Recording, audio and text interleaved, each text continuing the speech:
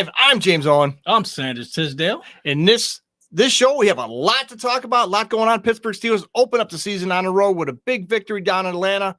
More stories, more stuff to talk about here when we come back on Steel Nation Live.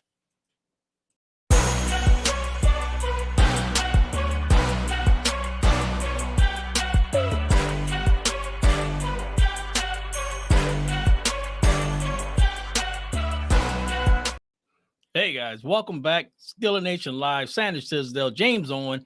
Guys, like we said, the Steelers a huge win on the road, going into Hotlanta, doing it up, winning 18-10.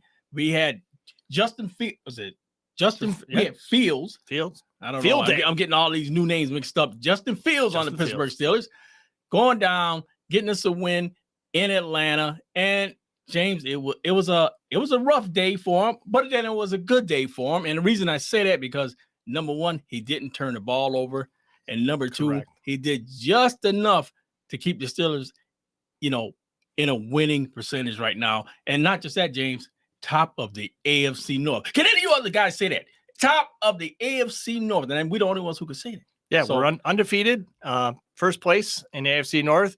But before we begin our show, Sanders, I'd be remiss if I didn't thank Rocky Bleier. And folks, if you didn't join in last week, you missed out on a great show, but you know what?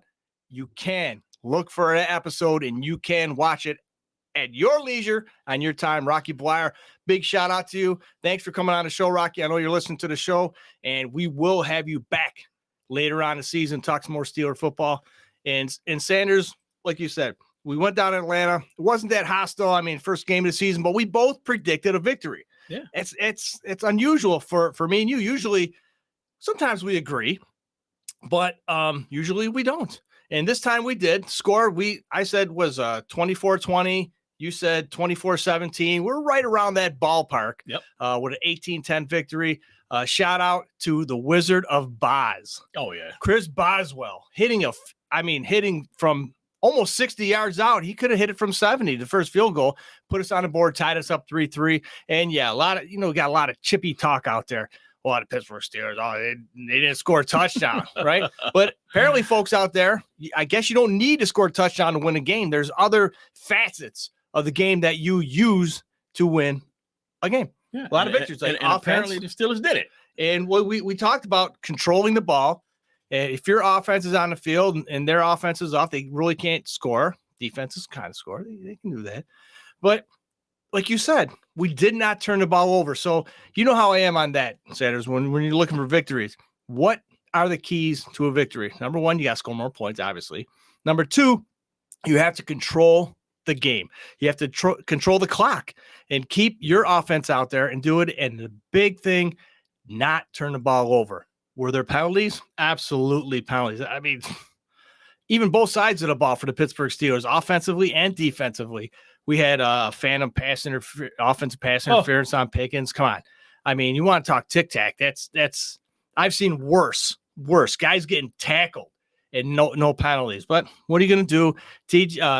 Najee Harris gets his helmet ripped off his head. No penalty. Oh, yeah, remember that? Yeah. TJ Watt, another one, offsides. Can you imagine if Troy Polamalu played in that game? How many penalties that the Pittsburgh Steelers would have on defense as far as offsides?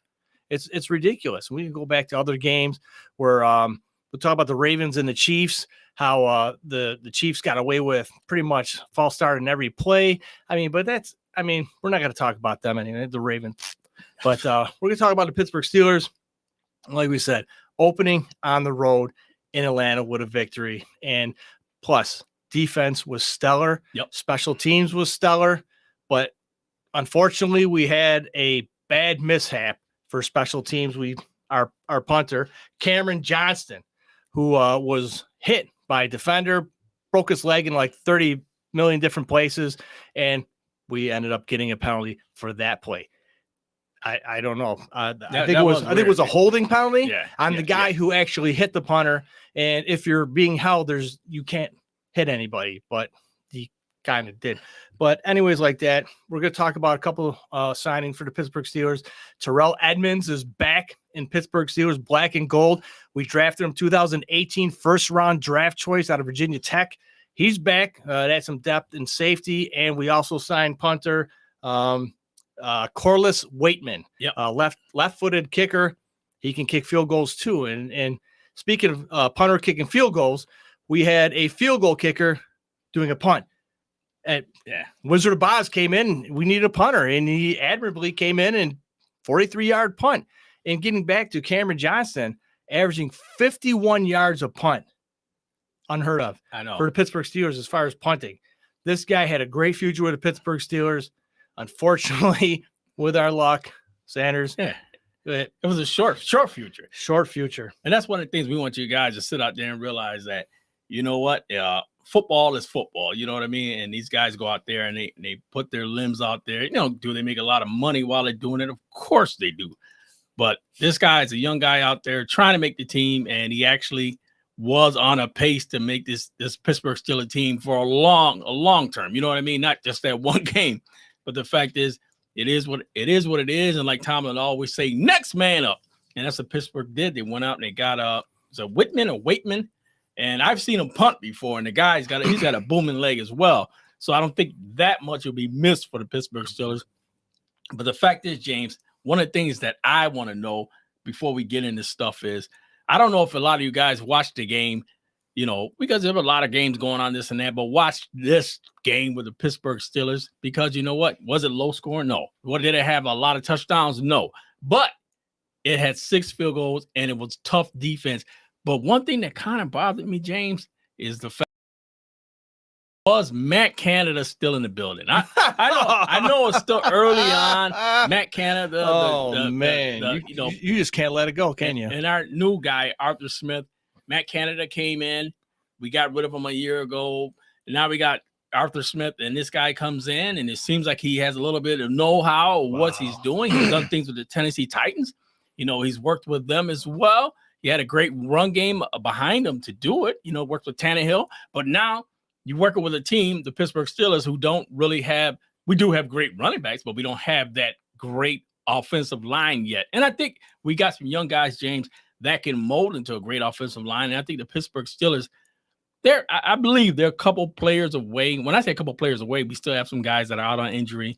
We still got some offensive lines that, that were going to start, didn't end up starting because of torn rotator cuff. You name it. These guys, the things that happen to Pittsburgh Steelers, as they always do at the beginning of the season, happens. And you know what? Next man up. It's a part of football. You get through it. You play through it. But James, seeing that and seeing the play calling, what was your thoughts on the play calling? And you guys out there too, we want to know your thoughts on the play calling with the Pittsburgh Steelers this weekend. I seen some stuff that bothered me, and I seen some stuff that, that goes along with having a young offensive line, a young football team. What are your thoughts, James? Well, I actually I like the fact that Justin Fields was in quarterback, and I'll tell you why. Unlike Roethlisberger, who extended plays with his legs at the line of scrimmage, and he threw the ball downfield and accurately most times, because I know how you feel about him sometimes there, Sanders. But, considering the fact that Ben Roethlisberger, one of his mainstays was to keep the play going, extend plays. And that's what Justin Fields brings to the Pittsburgh Steelers offense. He won't hesitate to run the ball. And in fact, he ran the ball for 57 yards on 14 carries. And that, that's what I liked about, extending the plays, keeping the offense on the field. And he's still young. I think he's 24 years old. He's got a bright future ahead of him with the Pittsburgh Steelers. But then again, right, looking over his shoulder, Russell Wilson, Super Bowl MVP, Super Bowl champion. I mean, he's got the maturity, he's got the know-how. But if we'll talk about this later in the show, comparing Fields to Russell Wilson, who do we think should be the starter for next week?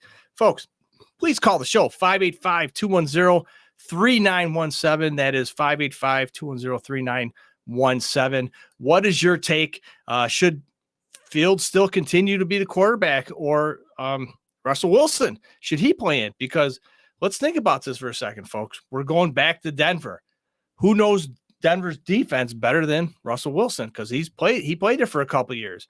He knows the ins, the outs of Denver. He's got better passing ratings. I mean, but the legs just aren't there to extend the plays. Hey, welcome to Steeler Nation Live. I got a feeling because I know the number that popped up. San Fran, Steve? No, this must be the long-awaited Cowboy Kenny from the Dallas Cowboys. Cowboy Kenny, what's going on? Oh, you know what? I'm so glad you called Kenny because we're going to turn this show into the Dallas Cowboys hour because, man, I got to tell you. I got some beef with y'all, man. Y'all, I thought I was watching Cowboy Nation last week with Rocky Blyer, man. Y'all talk so much about us. Well, because he had to remind everybody about the Super Bowl victories that we took from you. So he had to add, and one of the things that I thought that Rocky was going to bring up was the fact that we were losing to the Cowboys. I forgot what Super Bowl it was, but Super Bowl 10 maybe. 95, the one y'all lost to. No. We weren't talking about that one. Where Roy Girella, our field goal kicker, missed the field goal, and Charlie Waters went up there and he was razzing him, and then Jack Lambert picked him up and slammed him on the ground. Oh, I remember that. Yeah. Oh But that's Oh my God. but that's in the past. We ended up winning that game. Maybe I got concussed when Charlie got slammed. Yeah. I don't remember. But now that we have a Cowboy fan on the show, we have to ask, because you probably know more than we do. Dak Prescott, the highest paid player in NFL history. Yeah. Ooh. So honestly, you got to don't speak from the heart, speak from the mind. Okay. Was that a good deal for the Dallas Cowboys organization? Because they just paid CeeDee Lamb $1 gazillion. They just paid Dak, the highest paid player in NFL history. If you guys don't win the Super Bowl, you have to understand there's going to be attrition down the road. I mean, you're going to have to sign players, and with all your money, yeah, it's going to be like, you know how the housing market was in 2008, and the one is coming again. That's what it's going to be like. So you better win it all now, because I'm telling you, brother. That's what I agree with you. I agree with you 1,000%, man. If we don't do it this year or next year, maybe we got some free agents leaving next year. I don't know too, but it's a real tight window. Yeah, for the folks, real tight window. For the folks out there who are Steeler fans, who are not Cowboy fans, who probably don't really know what the deal is, Dak Prescott, the highest paid player in NFL history, got paid a whopping $241 million. Okay, folks, an $80 million signing bonus. And here's the kicker, folks, guaranteed money, $231 million out of $241 million. So if he decided, you know what, I'm done with football, I'm out of here, the Cowboys are on the hook for $231 million. Almost like the Cleveland Browns with Deshaun Watson. He might pull a Russell Wilson. Who knows? Well, I tell you what, with all that money, what's my motivation to play? All right. But here it is. Yeah, let's hear it from the brain, not the heart. Here it is. Okay, I'm gonna. Okay, now we all know that Steph Curry is the highest paid at $62 million a year, right? Right. In the NBA, yes. Steph Curry's won how many championships? 4, 5? Yeah, probably 4. Okay, so yeah, I'm with you guys. Believe me, I am. When you say what you say, I feel it too, because it's really, if we don't do anything this year, that's why I haven't been calling people this year when we won. I haven't been saying much of anything. Listen, because man, we got it's a long road. It is a very long road. Even I might with start talking junk when we win our first playoff. We get past the divisional round. It's not going to happen. Start talking crap. It's not going to happen, and I'll tell you why. Because Dak was doing that without Zeke and without the money, and so now you got your tight end Jake Ferguson. He's hurt, and how long is he's going to be out for with the MCL? It's just the players are going down, and you're hoping that they could step up. But re-signing, we got our what's his name? What's his name? Schroeder, the one after Ferguson that we always put in. Oh, he's pretty good too. He's another Jake Ferguson, Jason Witten, if you will. Big bodies, and they stretch forward and get the yards for Dak. Oh, I know what you're talking about. Just a good old boy. Yeah. I think we're just going to be it's not a season for us to say too much of anything right now. I'm going to put that out there because there's a lot lying on this And what scared me yesterday, Sunday in the game, Right. was that we still kicked 4 field goals. I was like, oh my God. Even we got some touchdowns, but we still kicked 4 field goals. So Hey. I was like, We proved you don't need a touchdown to win a game. Yes, right, baby. That's Woo! right. Wizard of Oz. No. Wizard You of need touchdowns. Oz. You need Yeah. touchdowns. They would be nice.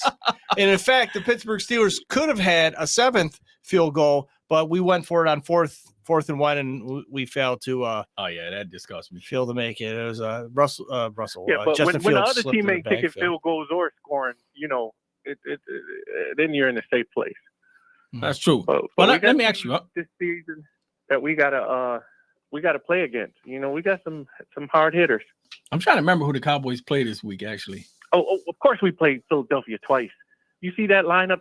They Oh got? my God. Oh Well, my yeah, God. you gonna play Saquon. them twice. That's your division. But I mean, do you play them this week? I don't know who you play. You got coming up this No, week. we play the Saints. Oh, okay. The Saints. They Ooh, just did a that's drop. Well, they That's- played Carolina, but Panthers. Yeah. I was about to say you guys did a drubbing on Carolina, but that remains to be seen. But then we got Baltimore.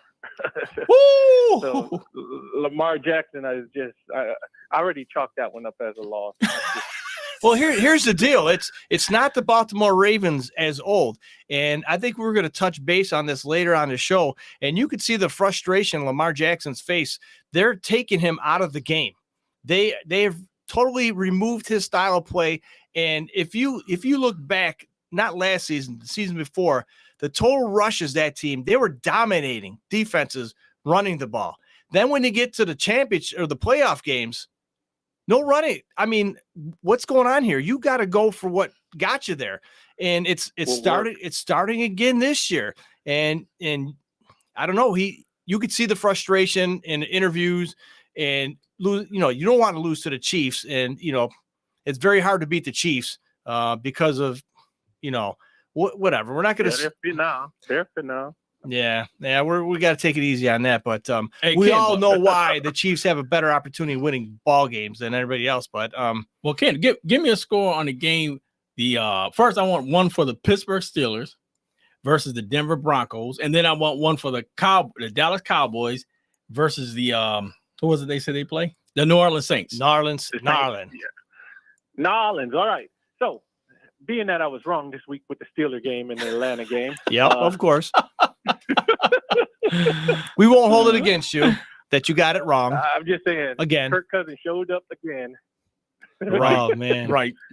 And I think the Steelers and who? The Denver Broncos. Broncos. Oh yeah. I think y'all got this one, man. I think Russ, he's not the type of guy who gets into like arguments or altercation. He shows his stuff on the field, and hopefully he's playing this week, because that's I another think thing. he's really going to be pushing to play this week. Yeah, because I we're think going to this talk about really- that after we hang up the phone here with you, one of our great callers.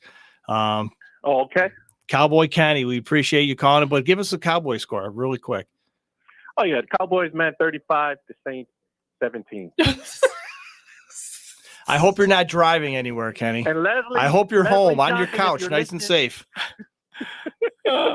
You said All you 35-17? Saints fans, Write it down. yes, I'm Write it down. calling my niece Aisha out. I'm calling Leslie Johnson from high school.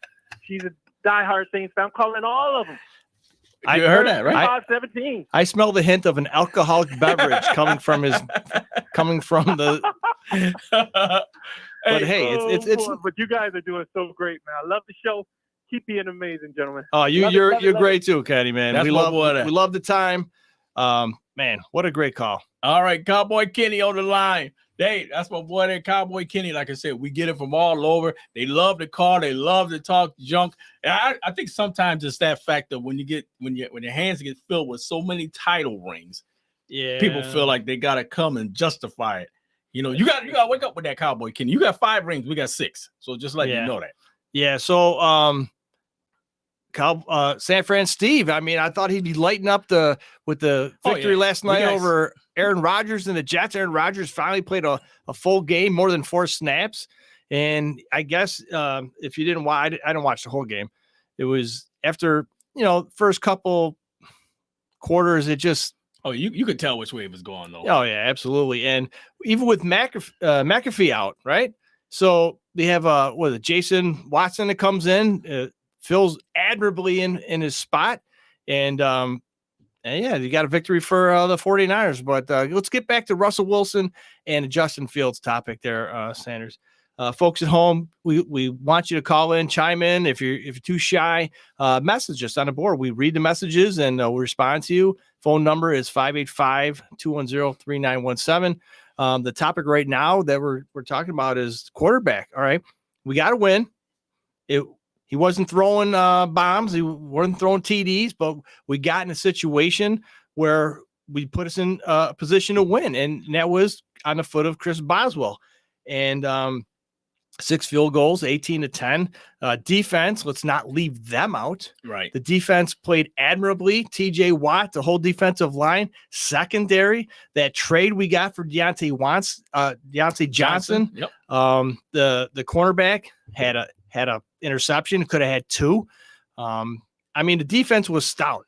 I mean, even Bijan Robinson, the top running back for Atlanta, I think he was held for like 70 yards rushing on the ground.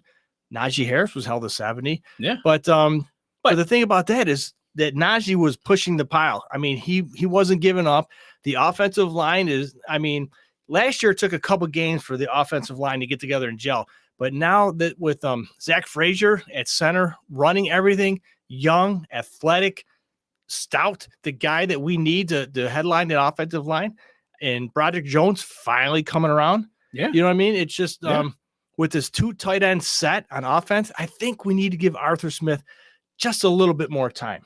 Just a little bit more time. No, it was one game, and I know I was joking around at the beginning when I put up Matt Canada. You got to joke around. But I did hear a lot of people out there saying, you know what, is this Matt Canada? You know, already the season just started. Is Matt Canada back? Is blah, blah, blah, this and that or whatever. We're some of the most fickle fans out there, the Steeler fans. The problem is that we got a young squad. We got a young offensive line, and we got a new head coach. We got 2 new quarterbacks. We got it all over the place. I mean, we got a young team, and not just a young team, but a young team that always stays competitive. So when you got that coming in there, and now you got a young offensive line who I think will start to gel. I don't know what it is. Time to find some way to get their offensive line working and going in such a way that they start gelling. I don't know what it is. They start gelling. They start picking up. Blocks are starting to be made. A lot of other things are starting to change for the offensive line. Maybe they're getting a gist of finally saying, you know what? Oh, this is how it's run. This is how it's supposed to be run. And I think they will start to pick up. These young guys are going to start to do damage, and they're going to start to move people out of the way. And as you can see, remember now, we also had Jaylen Warren, who runs right behind our top back. But the problem is, runs right behind Harris. But the problem is that Jaylen Warren, he's still not 100%. He was out there, but he caught little passes, little dump-off passes. And the thing about it is, the Steelers still did enough to move the ball.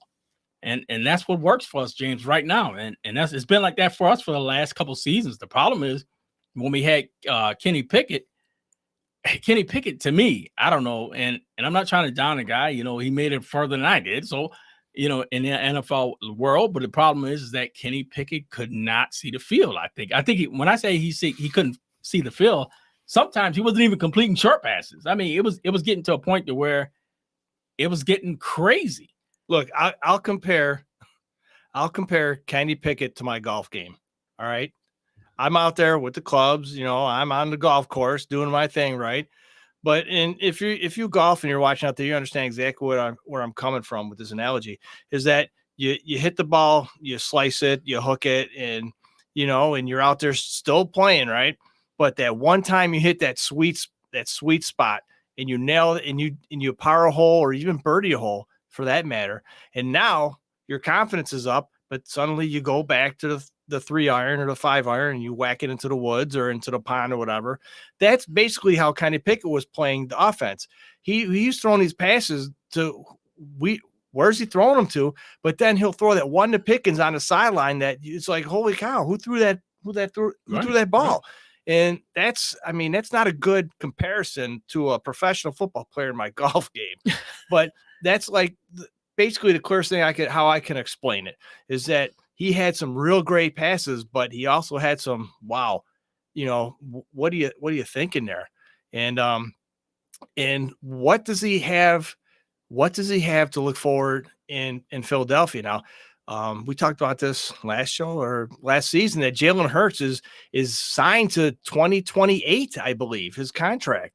And unless there's some real big injury or they decide some big mega trade to get rid of him, where's Kenny Pickett going to play? At least if he was in Pittsburgh, at least he had opportunity to challenge other quarterbacks or even fight for that number one position. Look at Rudolph. Look at it. Let's be real now. If Kenny Pickett would have stayed in Pittsburgh, Kenny Pickett would have been in Justin Fields' spot. He would have started their first game. Oh, for sure, absolutely. So and that's what I mean. I understand how Kenny Pickett felt. You felt like this is your team. This is whatever. But if you kept saying, you know what, I know what I can do. Keep quiet and show them what you can do. Right. Show them what you can do by sitting behind this veteran. And it was a banged up veteran coming in anyway, and you weren't patient enough to sit behind him. You were making demands, and it got to the point where the Steelers were to the point. Right now the Steelers are a club. They're not going to really put up with a lot of BS, because remember we went through the whole Rosie this and that round the merry-go-round with Antonio Brown. That was a nightmare in itself. So you think the Steelers are going to take patience with anybody else? As you can see now, Pittsburgh is at a point now. Anybody starts to give them issues, Steelers are ready to let them go.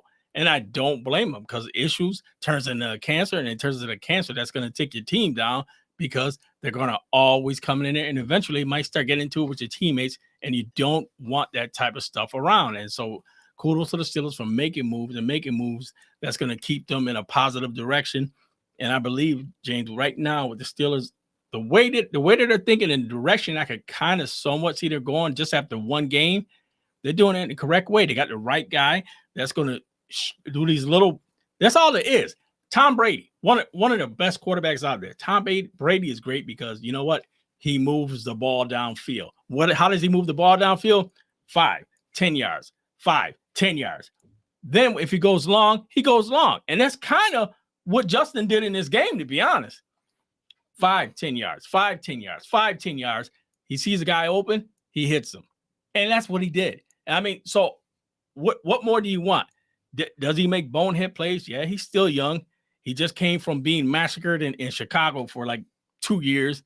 Still haven't figured it out. Now he comes to Pittsburgh, where he can get kind of his feet kind of under him if he does things right. Even if he has to sit behind the veteran here, do what you need to do to get better and to make your value go up. And I can see that from him coming.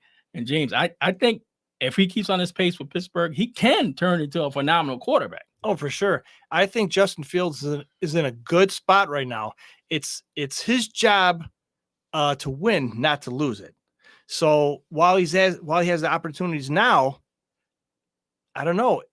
He came out to win, but he came out with no TD passes or anything like that. Right. But before I forget, getting back to the game last night, and we talked on the phone briefly last night about the Jets and the 49ers, that when the Jets came out in their initial first drive of the game, they're going to hand the ball off to Bryce Hall, and the 49ers were very, very stout on defense. They were stopping it. So the second time the Jets got the ball, and I loved how they switched up on the offense. It didn't take them a whole half to figure it out. So what they were doing swing passes out of the backfield to release the linebackers and the defensive line from coming up and stopping the run. And once they continually do that, now you throw a couple passes in the tight end. Now you go back to the running game. So that's what kept the Jets competitive for a little while with the 49ers. And I think that's something the Pittsburgh Steelers need to look at, especially when Jaylen Warren gets healthy.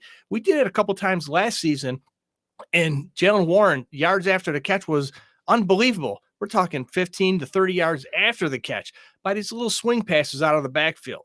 So you know what's going to happen when we go to Denver. They're going to stack the line. They're going to stack the box. They're going to fill the box. They're going to expect us to run through them. And we're going to have to, obviously we're going to try, but we're going to have something to come up like how the Jets offense did it. And they spread open that defense. And with the two tight end sets, that the Pittsburgh Steelers are now showing this season, we have a lot of opportunity to score. Getting back to the game that we won at Atlanta, what frustrated me most of that game, obviously you want to score touchdowns, was the fact that we didn't put the Falcons away when we should have. Late in the third quarter, early in the fourth quarter, we had many opportunities to put them away, and you could do that by scoring touchdowns. And it's just to the point, and I could speak for all the Steeler fans out there, that when are we going to sit down and be able to really enjoy a game and not worry about the Pittsburgh Steelers throwing it away? I mean, we had plenty of opportunities, fourth and a couple, and Justin Fields slipped in the backfield, and we could have another field goal, or we could have went for a touchdown. I mean, just keep it simple. None of these stupid trick plays, no jet sweeps or whatever. It just try and play some smash mouth Steeler football as we did in the past. Yeah, I agree. I mean, totally. And that's exactly what we need. And the Steelers right now, if they do the things they need to do, they can be a successful team. And we already seen that with the Steelers coming out on top of this with just kicking field goals, play all around football. And like we said, they can do it.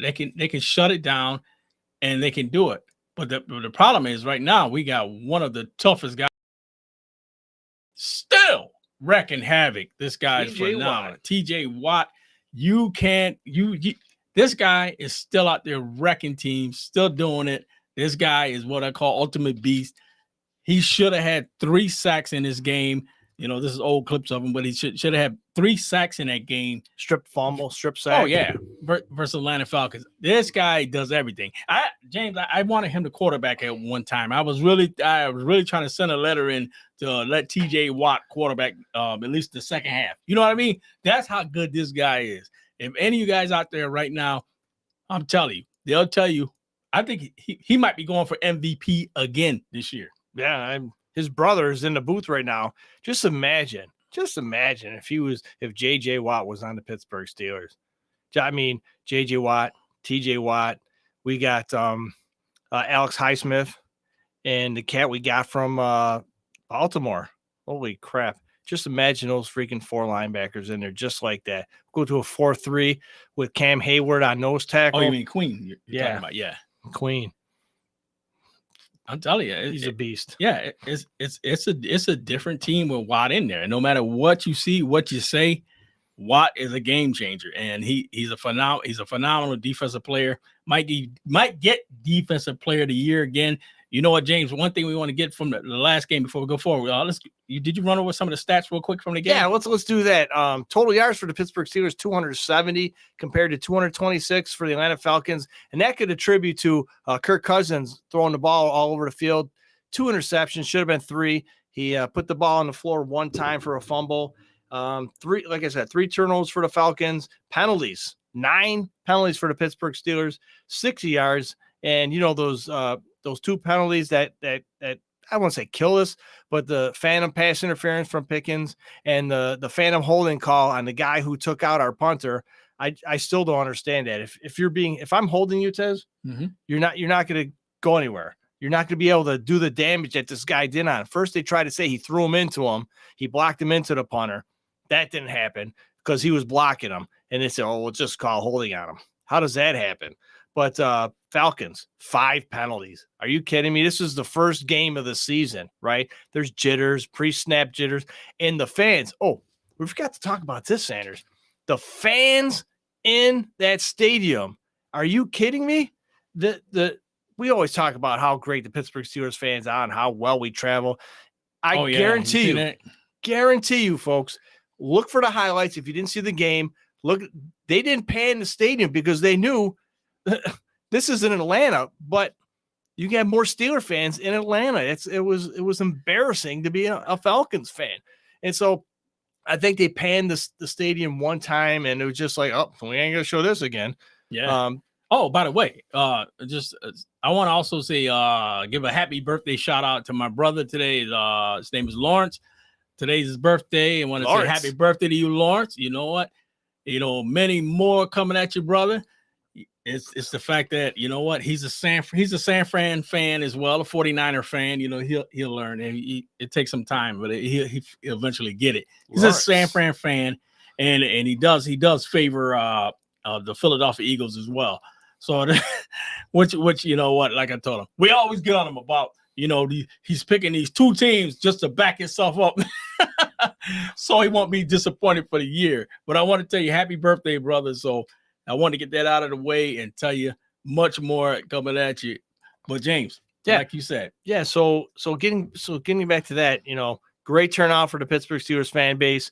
We got another road game in Denver. You know, that's going to be huge for the Pittsburgh Steelers fans. It's early in the season, so it's not going to be cold. Don't forget 3 Mile High Stadium. I don't know if they call it that anymore, where the air is rarefied. But here's what another thing I liked about this game, other than the fact that we won. We ran out the clock. We were composed on offense. We kept the plays going, extended the plays. Almost 50% on third down conversions. And that's almost unheard of for the Pittsburgh Steelers. Falcons, 2 first downs on third down, 2 for 9. That's horrible. Beautiful. That's horrible. And you could attribute that to our defense. First downs, 15 for the Pittsburgh Steelers, 14 for the Falcons. In time of possession, like I said, folks, this is huge. almost 36 minutes, the Pittsburgh Steelers held the ball out of an hour, and the Falcons had it for 24 minutes. And just overall, like we said, Justin Fields, 17 for 23, 156 yards in the air, 57 on the ground. Najee Harris had 70 rushing yards, no touchdowns, obviously. And getting to it, Cordell Patterson, 13 yards. Pickens, 6 catches for 85 yards. Freiermuth, 4 catches for 27. We got to get more involved into the game. You know, like I said, Bijan Robinson, the all-star running back, draft pick for the Atlanta Falcons. He only had 68 yards on the ground, no touchdowns. Kirk Cousins, 16 for 26, 155 yards in the air, 1 touchdown and 2 interceptions. Bijan Robinson did have 43 yards in the passing game. And Kyle Pitts, the tight end, 3 catches for 26 yards for the Falcons. And getting into Denver next week. Let's talk about that for a while, Sanders. We have the Denver Broncos not very good in their first game. They scored 20 points. However, they went to Seattle and they lost to the Seahawks. The Broncos defense, just like, you know, kind of like ours, kind of like a little lacking on the offensive side of the ball, but total defense, 2 safeties in 1 game for the Broncos. But Bo Nix, a draft pick from Oregon, he had a horrible game. And, you know, like going into a situation like that, Pittsburgh Steelers, Mike Tomlin, 18-2 against playing teams with rookie starting quarterbacks. So that's a good stat to have for the Pittsburgh Steelers. And also, he didn't have a great game either in the air. I believe he had he threw the ball 42 times, 26 receptions for only 138 yards, 2 interceptions. He led the team in rushing for 35 yards. So what is that telling you about the offense for the Denver Broncos? Jay Reynolds, wide receiver, 5 catches for 45 yards. D. Vel, 8 catches, 39 yards. Sutton, Cortland Sutton, 4 catches for 38 yards. And Dulcich, 2 catches, a tight end for 12 yards. So it doesn't sound like a very overpowering offense. And when you bring the Pittsburgh Steelers in to play a team like that, I know you're going to be overzealous a little bit. You're going to be a little pumped up, a little hyped up, thinking, you know, we're going to come in there, we're going to destroy you. You don't know. Different teams, different game plans. However, but I like the fact of the Pittsburgh Steelers going in right now. Defense is hype.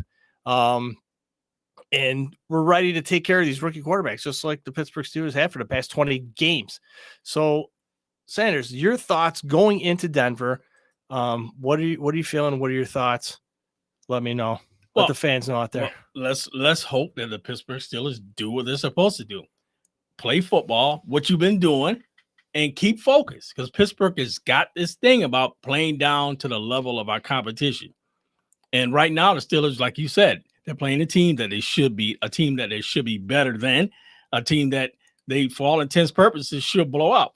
But you got a team that just came off of scoring 6 field goals and not a touchdown. But you got a defense that's right now seems like they're all world right now. But the thing about it is, can the Steelers keep that pace? And right now, like we said, there's a lot of questions still out there. Granted, we got some things that's going in a positive direction, but barring injuries, they can get worse.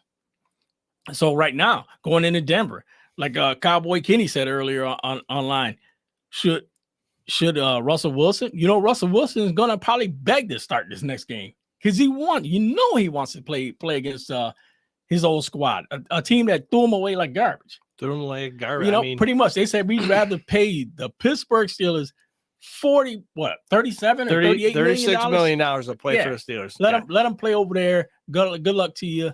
The best of luck to you. And the Pittsburgh Steelers took him, probably gave him another $1 million or whatever it was. And there you go. He's in Pittsburgh. But right now, what should he start? I mean, James, a lot of you guys out there, writers, let us know on the board. Should he start? Did Fields do enough to say, you know what, I need to start again, even though I did hear that Fields is going to be the starter for the next game. But realistically, should he? Well, you know what? The more I think about this and the more I think about, he played for him for a couple of years. He knows him inside and out. But let's think about this for a second. He's going in with a lame leg, lame calf, slightly injured. He can still perform. I got it. But think about how the tides would turn. Say if Russell Wilson starts out and not doing good, not doing well, what would that do to boost the confidence of the Denver Broncos and maybe affect the outcome of that game? So if they know that they have Russell Wilson on his heels and he's not doing that good, that could be detrimental to the Pittsburgh Steelers because you're giving Denver Broncos all that power, right? Yeah. But then again, the caveat is, what if he does really great and now he could, take over the Denver Broncos and it could be, done. They might not, fold over and give up, but it might take the air out of their sails. You know what I'm saying? Oh yeah. But we want to do that, right? Or do we stick? You can't say the hot hand, okay? Because Fields' hand wasn't that hot. Did he get the job done? Did he put the Pittsburgh Steelers in a position to kick field goals, to score and possibly, take the lead? Yeah, he did. But do you want somebody who's going to get in there in your backfield and score touchdowns, right? Well, yeah, and just like they call it, just like somebody wrote online, Dilly Wilson. He says, "No, Fields is your boy. Wilson is sick, lame, and lazy." Well, I don't know. I don't know. It could be a lot of things that's hindering Russell Wilson. I'm not positive. Right now, he comes over to Pittsburgh and he barely plays, which I don't understand. He even barely played during the preseason. Right. So, is it a fact that he had something that was going on in Denver and Denver just said, you know what, it's all in your mind or whatever. I don't know what it is, but then he comes over to Pittsburgh and, all of a sudden it's this injury bug again and it backs up. But I agree with what you said, James, the fact that Fields, he did enough. He did enough to start. I don't know if he did enough to prove himself, but he did enough to start. He didn't turn the ball over. It's early. Yeah. It's our first game of the season. And I'm glad we're talking about, I'd rather talk about a win, and what we need to do to better ourselves than to have a loss and start figuring out, scratching our heads. And we want to thank Dilly Wilson very much for calling and listening to the show. I believe he's calling from across the pond over there in Toronto. So our Canadian friends out there, we appreciate you listening to our show as well. And I believe that Dilly is a Eagles fan. So, hey, we might meet in the Super Bowl. You never know. So we appreciate the comments, everybody. Once again, folks, you call in 585-210-3917. We'd love to hear your take, your thoughts. If you're not a Steeler fan, because we know a lot of NFL fans out there listening to the show who are not Steeler fans, unfortunately. We may switch them. We don't know. Oh, yeah. But we appreciate the call. This is not a bashing show. If you're a team like the Titans or the Browns or the Cowboys, we'll field your call. We'll be respectful. We'll have some banter, but we appreciate you listening and the messages on there. So I really think that the Pittsburgh Steelers right now should stick with Justin Fields. Yeah. Now, if Russell Wilson has a lot to offer as far as, what the Broncos are capable of, whatever. Share that information and give it to the guys who are out there. Save Russell Wilson. There's no reason to put him in there unless that Justin Fields, game one, went out there and he totally shit the bed, but he didn't. He kept us, he gave us opportunities. He kept us in the game. He got us a victory. So right now we got to ride the legs of Justin Fields. So yeah. I mean, it is what it is. I mean, like you said, but the problem is with the Pittsburgh Steelers, we have to keep ourselves focused. You now you got a game. The game plan for the Steelers, I would, like you said, I would more or less try to do somewhat similar to what you did last time, but this time stretch the field a little more, because they're going to go. They're like you said, they know that they watched the game. They watched the game film. They said he's going to try to do all the short passes. Do it for a little bit, but then start bombing. Start going downfield. You got a wide receiver in Pickens who's definitely shown that he can get out there and get the ball. And if I put Pickett up there against a lot of other defenders, and I know for sure that he'll come down with that ball. Now if you had some other guys who used to play for the Pittsburgh Steelers, what do they call him, Mapletron, or I forgot. Megatron. Yeah, Megatron, Mapletron, and he went to the Bills, but now he's out on IR. But that guy had the size, had the attributes for the Pittsburgh Steelers, but he could never come out. He could never come down with the ball. He could never go up against any defender really and come down with the ball. And if he did, it was very seldom. Now you got a guy who goes out and gets that ball, a guy who goes out there and uses nothing but hands to catch that ball, a guy who knows how to high point a ball. That's what you get with Pickens. And I think right now, start going downfield. And not just that, you had Kenny Pickett, who I thought had a problem getting the ball downfield. Now you got a guy who's got a gun on his arm. Oh, yeah. But the thing about it is, keep him consistent enough to keep him, keep that consistency going. Like you said, he's that type. I think he's that type of quarterback that needs to warm up. He needs to hit a hit here, a 10-yard there, a 5, just like what he's been doing, and then start going long. That's all to it. I think with that, James, I think they have a great chance to beat the Denver Broncos, but they have to stay focused. Yeah, I agree 100% with you. And I don't think there was a time during the game when Russell Wilson actually threw the ball that I was like, where's he throwing it? Why is he throwing it there? There may have been one or two he tried to sneak in there, but you're not going to know unless you do it, right? And so it's different outcome. I think the receivers need to get used to a running quarterback like Fields. I mean, he tucks and run. He's not going to sit in the pocket. He's not going to hold the ball too long. There's a little, a couple quirks he needs to get out. The snap to the quarterback, that transition, a little shaky at times, but I don't care, man. I don't care how long you've been in the league. When you play in a situation for the Pittsburgh Steelers, there's got to be some nervousness. I got to tell you, there's no way that you're going to walk out onto that field and tell somebody that you're not nervous. And that's a lie straight out there. I don't care how many years you've been in the NFL. When you're just coming to a new team specifically, and you're playing for the Pittsburgh Steelers, and you're away, and you're not fighting for your job. I mean, well, you kind of are, but I mean, there's a lot of pressure. Not to make excuses for these guys, but you have to put that into perspective, some way in perspective that it's a rough life out there. Oh yeah, I know people are gonna. Well, they get paid millions of dollars. They should be able to do that. But just because you got paid for something doesn't mean you know how to do it. So we've seen that many times. Yeah, we've seen that a lot. So Sanders, with everything going on, the Broncos offense, I know it's game one, really not that sharp. Their home opener, we have Russell Wilson going back to Denver. And their defense is pretty tight in Denver, and not showing a big explosive offense that we know what the Pittsburgh Steelers have. What do you look for as a score going into Denver? I do believe it's a 1:00 game. So no, it's 4. It's a 4:00 game. 4:25. Okay. 4:25. Whatever. What do you give us a score? I'm gonna say a score of 24-17 Pittsburgh. And the reason I say that, because I believe the Steelers have to realize, and hopefully they do, they're going to have to open up the playbook a little. I mean, you got just the two quarterbacks you're going to work with, and if Justin's your man right now, then act like he's your man and show him that you're going to support him by opening up the playbook for him.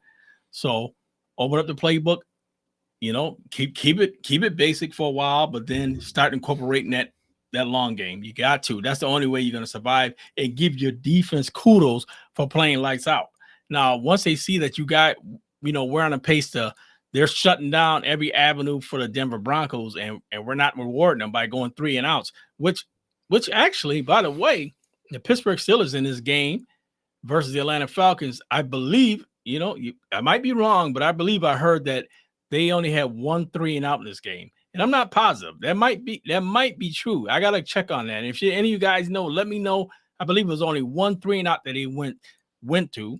And last year there was multiple. Oh. And if you go back to Matt Canada, it was even quadruples of 3 and outs, 3 and outs, 3 and outs, 3 and outs. And our defense having to hold. And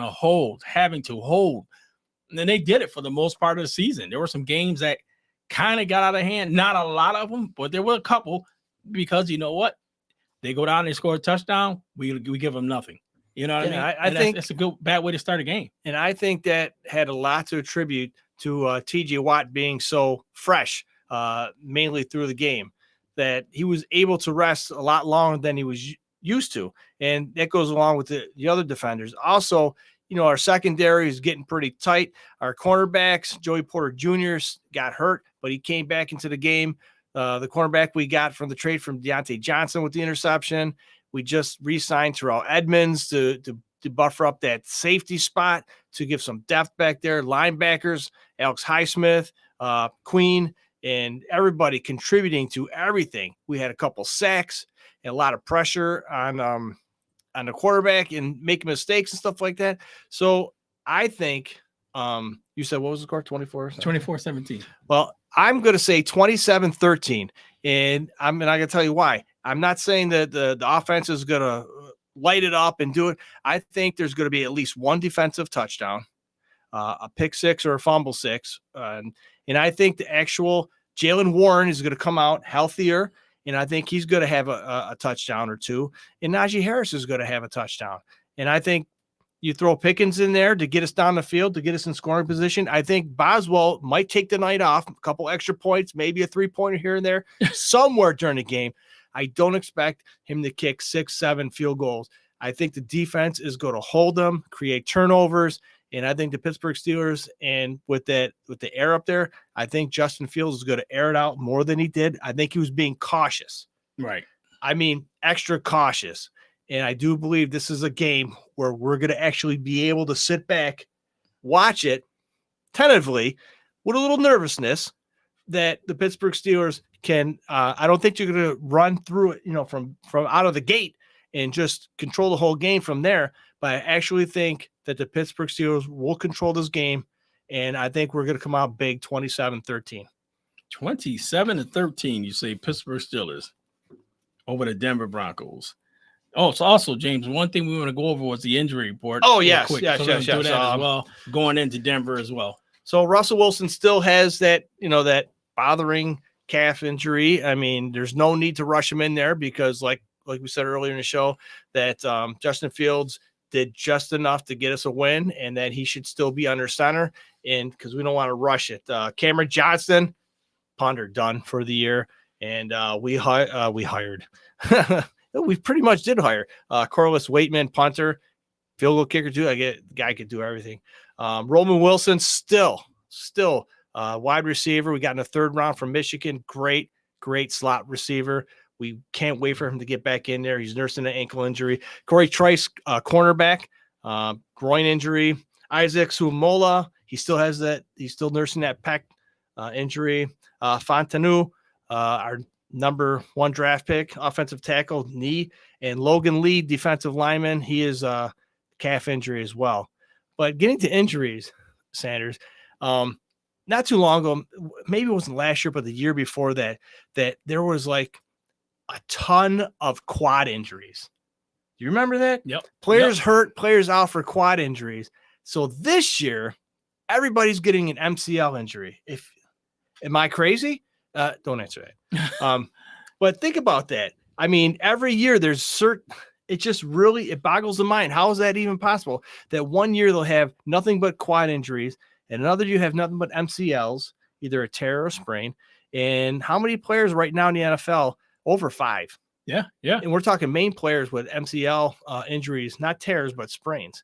So, yeah, folks out there, Steeler fans, we want to see on the scoreboard your take on the score for next week's game in Steelers Denver versus Denver Broncos. Absolutely. At Denver. At Give us Denver. a score on the board. So we put it up. We want to see what your guys' thought process is. And James, also, you have to think of the fact that the Pittsburgh Steelers right now, they're number one in the division. Number one in their division. Number one. No matter Top. which way you look at it. Top dogs. I'm used to us starting at the bottom and trying to fight our way back out of the cellar. Sure. But Absolutely. when we're number one in the division, Number one. I'll take it. For now. And the thing about it is we're doing it with a quarterback that, you know what, 2 new quarterbacks that came in. One is hurt now. And like you said, Fields is the topic of conversation a lot because, you know, a lot of people are down on him right now because they said, you know, there were no touchdowns, there were this or that. But to me, he didn't turn the ball over. He did enough for us to win the game. He did enough to keep us in play, you know, keep us in active playing of winning. And that's what we need on the Pittsburgh Steelers. But right now, I want to talk real quick, you know, because we got about 10 minutes left on the show. I want to talk quick about some of the quarterbacks that are out there today. Like you said, you touched base on quarterback for the Dallas Cowboys, Dak Prescott. You know, was he 24 million? No, I'm sorry, 60 million a year. 60 million a year, $240 million over 4 years, a lot of it guaranteed. And the fact that you look at a lot of these other quarterbacks, you look at Pittsburgh got 2 quarterbacks probably playing for about $1 million apiece. $1 million apiece. 2 top level quarterbacks, mind you, 2 guys that were starting in all different teams. Pittsburgh's got them back to back. Now, who else is out there that had a dismal day out there? Daniel Jones for the New York Giants. Daniel Jones. That's another one. You were doing a lot of stat reading on Daniel Jones. I feel for you Giant fans out there. We've been there. Yeah. I mean, let's talk really quick about this. Since Daniel Jones signed his $160 million contract, he has more pick sixes than touchdowns. Well, pick six is a touchdown, but that's for the other team. So he's throwing more touchdowns to the opposing teams than he does his own team. Isn't that crazy? And that's after a $160 million contract. I don't know what's going on in the front office. I don't know what's going on with the offense or whatever. I mean, believe it or not, he's a pretty good, decent quarterback. And the reaon why I say I that, don't like him. He's a decent quarterback. And the reason why I say that is somebody else felt the same way because they gave him $160 million. And I just don't know. Is there a new offensive coordinator, new head coach? Because we don't follow the Giants. We don't know. I mean, you can only do so much here, but I just don't understand it statistically wise and the money. Well, I don't understand it either, but to me that's a long running experiment. I want to read real quick. Carl Colangelo, he said we need a wide receiver too, which I do agree. I do like Van Jefferson. But the thing you're right. We do need another big. We need a halfway decent big time receiver. No, we need a super big. And people were saying, well, you know what? Pickens is going to be upset because he's number 1. But here's the thing, though. What people understand, if you get a top dog number 2 wide receiver, now you're taking coverage away from Pickens to cover him. So who are you going to cover? You got to put 2 guys on one. So if they put 2 guys on the number 2 receiver, now you're 1-on-1 with Pickens, right, and vice versa. And once they start throwing to the number 3 wide receiver and getting the tight ends involved, you're opening up that defense. You're spreading it out. So, yeah, I like Van Jefferson. Calvin Austin III, he's a great slot receiver, and he missed a season with the Pittsburgh Steelers. He drafted 3rd round from Memphis State. Freaking awesome guy, kick returner, everything like that. And he was my guy. He was my pick of the draft. And I was expecting big things from this kid. And of course, just like Mason Wilson, Roman Wilson, he gets injured, and he's been out too with ankle injury. So that's not helping the Pittsburgh Steelers. But listen, with these possible contracts, I mean, I don't know who these trolls are out there saying, you know, Brandon Ayuk is going to come to the Steelers, and now all these other receivers. Listen, if the Pittsburgh Steelers are going to sign somebody or trade for something, they're going to do it. Don't put it on the media unless it's true. It's real ridiculous that these people have these insights Well, and that- who's to me, coming that to Pittsburgh. yeah. So But that played into like a money play anyway. Yeah, I mean, Sure. but hey, I can't blame him. You got a shelf life of maybe 4 or 5 years in the NFL. You're gonna have to try to get as much as you can. Some of them leave the game not even walking. I mean, yeah. So Kenny put up something Yeah. about Deshaun Watson. Let's talk about that since we're talking Oh, yeah. about That's a good ill-fated quarterbacks.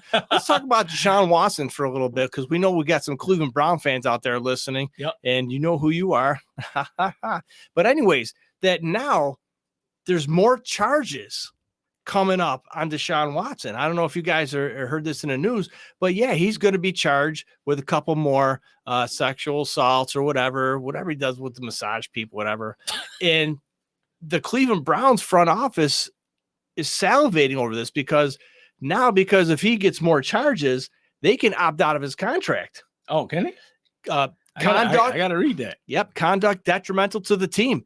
And you think that Yeah, but after how's that conduct detrimental to a team? Because when it he's a- happened? he's a representative of the team.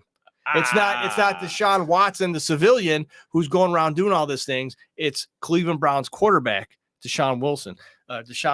Right. And you have to present yourself out as a respectable human being.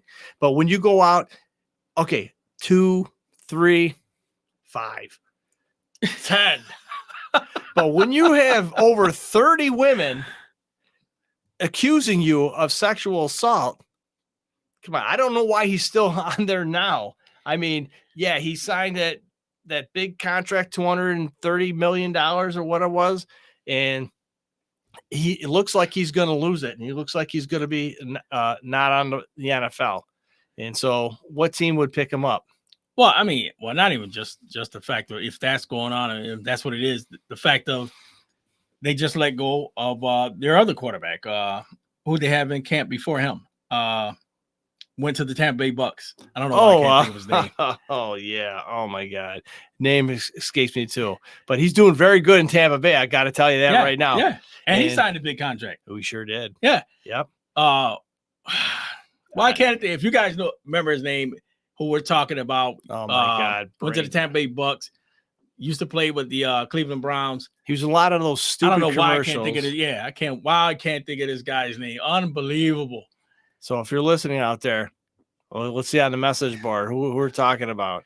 But yeah, He'll come to us. That's got to after be the a show. slap in the face for the Cleveland Browns. These guys have struggled Listen. for quarterbacks for years, over years, and Listen. now they have a quarterback. Which he did okay with them at times. Then he struggled at times, but they became impatient. Which who could blame them? I mean, you struggle with quarterbacks for years. You're not going to sit back and say, "Here we go again."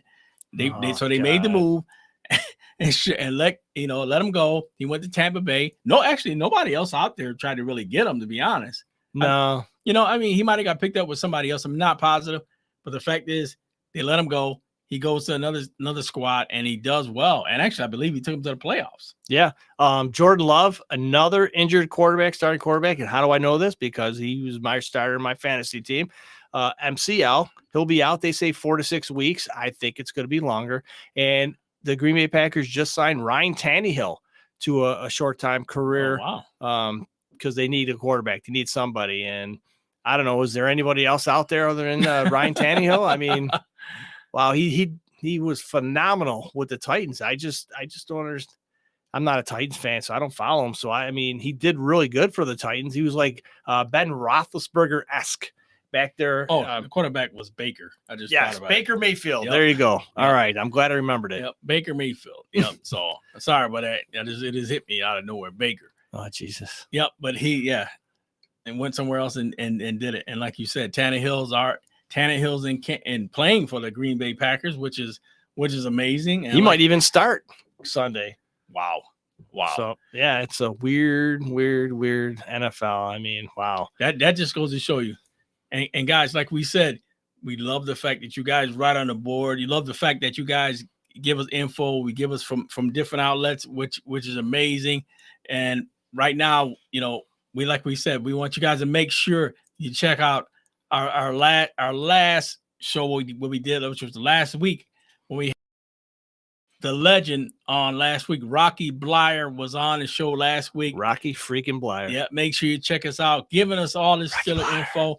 A lot of great talk from this guy. Rocky Flyer. He was amazing. And like we said, we get some big names on this show. You guys got to check us out. You got to be, and the people that were there from the get-go love you, appreciate you, and much respect of what you do. Upcoming yeah. Next week, Marquise Ogden, bestseller author, former Baltimore Raven offensive lineman, who's been he's been on the show many times. Wonderful human being. Check it out, marcusogden.com, if you want to look at his stuff, his books, whatever. He'll be on the show next week.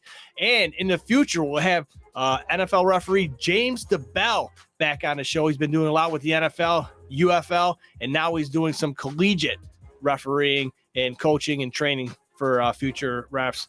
And hopefully he teaches them, because these refs right now, they're sloppy. They need work. But thanks for coming in. Watch Steeler Nation Live in your living room, your car, your hotel room, wherever you're at. We appreciate you watching the show. We'll see you next week on Tuesday. Steeler Nation Live.